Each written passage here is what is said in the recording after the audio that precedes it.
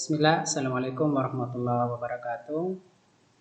Pada video pembelajaran kolaboratif hari ini, pembelajaran kolaboratif antara program studi manajemen Universitas Sulawesi Tenggara dengan Universitas atau jurusan manajemen Universitas Halu Oleo.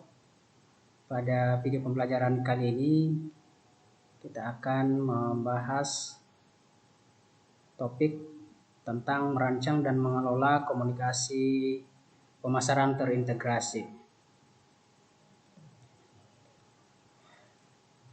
Komunikasi pemasaran merupakan sarana di mana perusahaan itu berusaha untuk menginformasikan, membujuk, dan mengingatkan konsumen baik secara langsung maupun tidak langsung tentang produk atau merek yang dijual.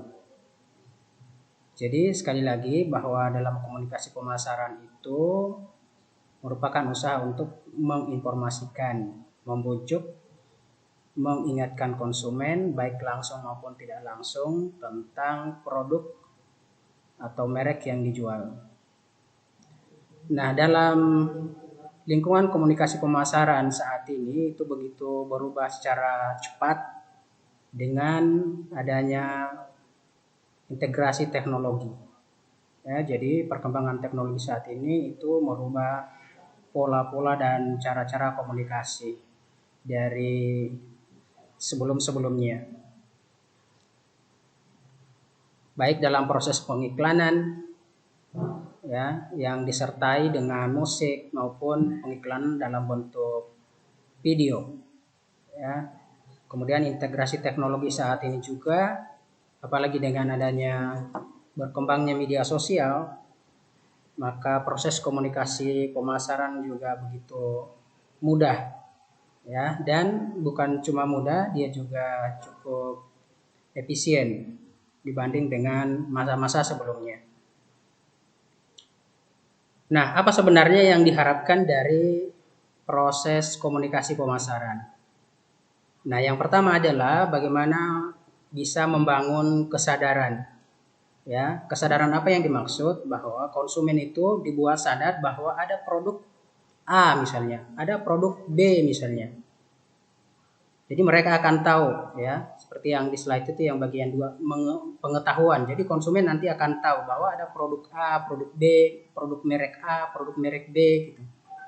Kemudian dari proses komunikasi juga nanti akan tercipta rasa suka, ya.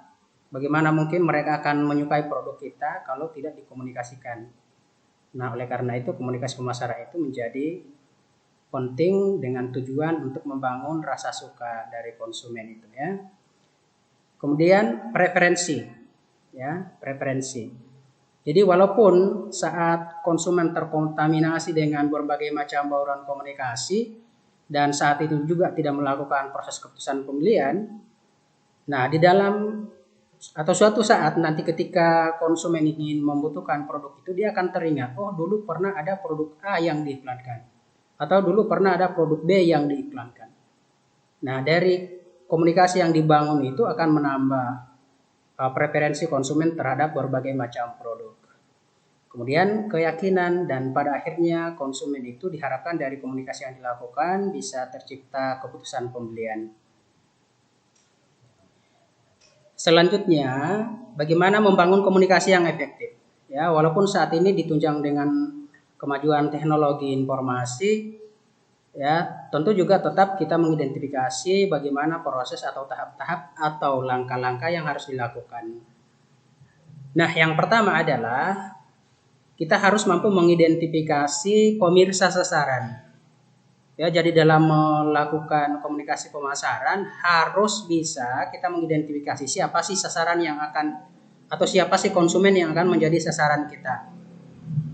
Sehingga nanti pesan ataupun media yang dipilih itu benar-benar akan sesuai dan cocok dengan konsumen yang menjadi sasaran.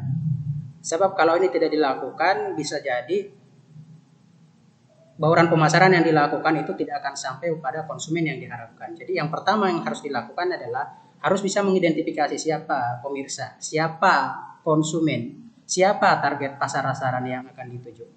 Kemudian yang kedua tentu menentukan tujuan. Nah, dalam menentukan tujuan ini, misalnya kadang pihak perusahaan itu pengen hanya sebatas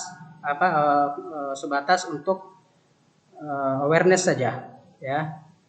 Hanya sekedar bagaimana konsumen itu menjadi tahu, atau hanya sebatas konsumen itu bisa terbentengi atau pelanggan dia bisa terbentengi dari pesaing. Nah, nanti tujuannya apa?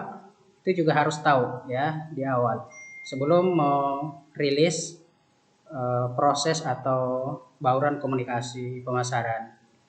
Kemudian tahap ketiga, setelah kita melakukan identifikasi sasaran, menentukan tujuan, baru kita melakukan rancangan komunikasi. Setelah itu dilakukan, baru kita memilih saluran yang cocok atau yang sesuai.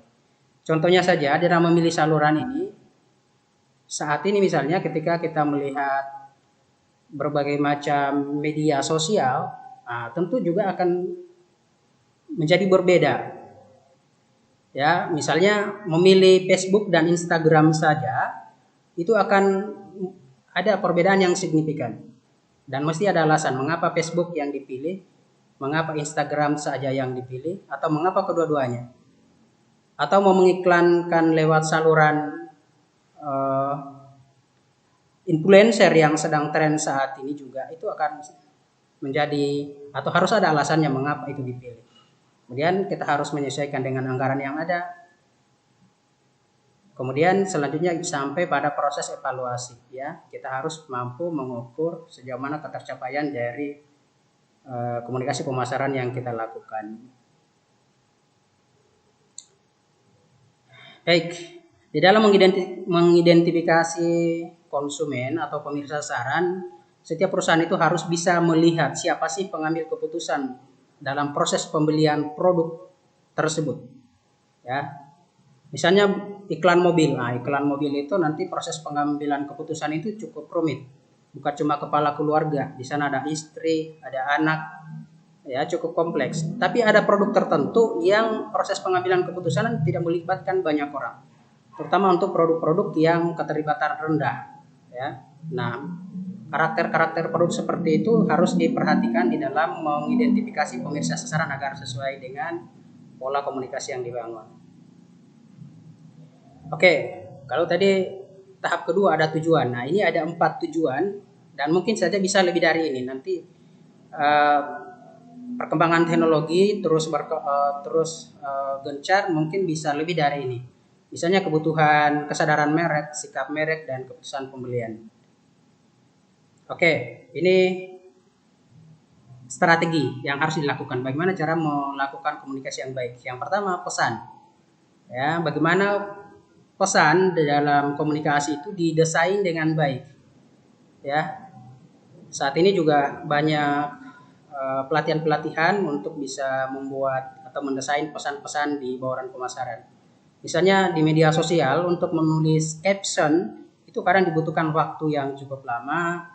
Kemudian untuk memikirkan kira-kira pesan apa yang harus ditulis di sana yang sesuai dengan produk yang akan dikomunikasikan atau yang akan diiklankan. Kemudian ada yang kedua, ada strategi kreatif. Nah, strategi kreatif ini cukup luas maksudnya.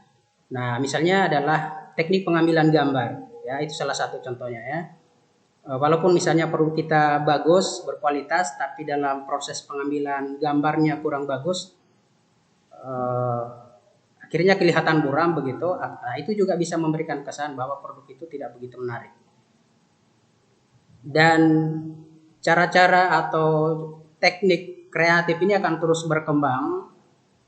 Dan kita juga akan terus melihat cara-cara yang terbaru seperti apa dalam kreativitas membuat atau merancang komunikasi pemasaran. Baik, itu yang dapat saya sampaikan pada video pembelajaran kali ini. Semoga bermanfaat. Sampai ketemu di video pembelajaran daring kolaboratif berikutnya. Assalamualaikum warahmatullahi wabarakatuh.